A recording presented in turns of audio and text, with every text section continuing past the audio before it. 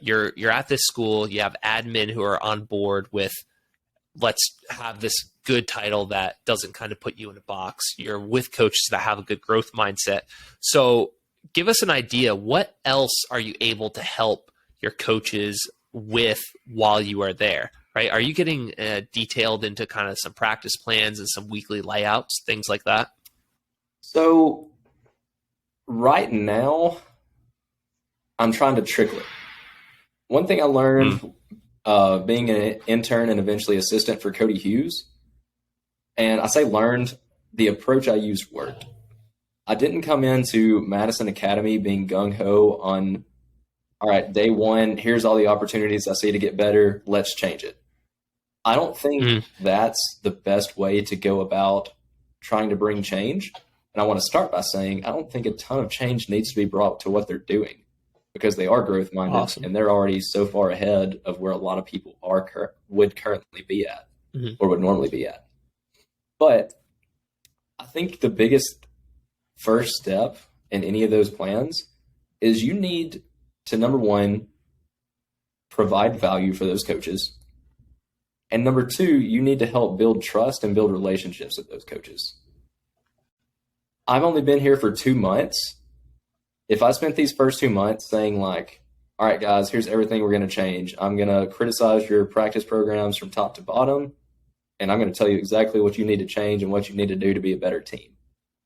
That's probably not going to go super well. So we're getting to the point where it just naturally comes up in conversation. And so some of the things, like this is a completely different rabbit hole that I'm going to briefly touch on, but absolutely not. Yeah, let's do it. But I don't know if you guys know a guy named Ty Burt. He's the strength coach and linebackers coach at Buckhorn High School in Huntsville, Alabama. He doesn't tweet much. I mentioned it on John Mark Raspberry's podcast. I think we should all bully Ty into sharing his opinions because Ty is really smart. But so Ty called me the other night to talk about conditioning, and it was kind of tying together a few Twitter threads I had about either football coaches making observations that they look out of shape week one, regardless of what conditioning they did, and how baseball pitchers experience an absolutely insane average heart rate during innings. If we looked at the kind of cardiovascular demands of a pitcher, you would never stop and say, like, you know what? I bet that guy's heart rate's sitting at about 170 for the entire inning. But it is. And that's its average. And it's going to dip up. It's going to dip no lower than about 140, and it's going to get up into the 190s. And so we were talking about how the psychological demands of the game are going to impact your heart rate. Because right now, if one of you guys got a text from, your wife, your kids, someone important to you, it says like, hey, something's wrong, boom, your heart rate's going to spike. And so you think about a game, we can sit here and we can say like, all right, for football, we're going to use 6 seconds on, 30 seconds off work to rest ratios. We're going to build up to kind of a worst case scenario drive. Some people say that's 12 plays. Some are going to say it's more like 18 to 20. And then we're also going to touch on the low, more extensive end. And we're going to do some kind of more high density metabolic circuits. We're going to touch on the high intensity end. We're going to get max velocity sprinting with full rest in between. It's going to be a really robust conditioning program, and we're going to look great week one. But at no point of any of those conditioning methods did you expose psychological stress to the athletes. And so Ty also made the point that how many coaches are lining up in Team D and telling the scout offense to snap the ball before the defense is set?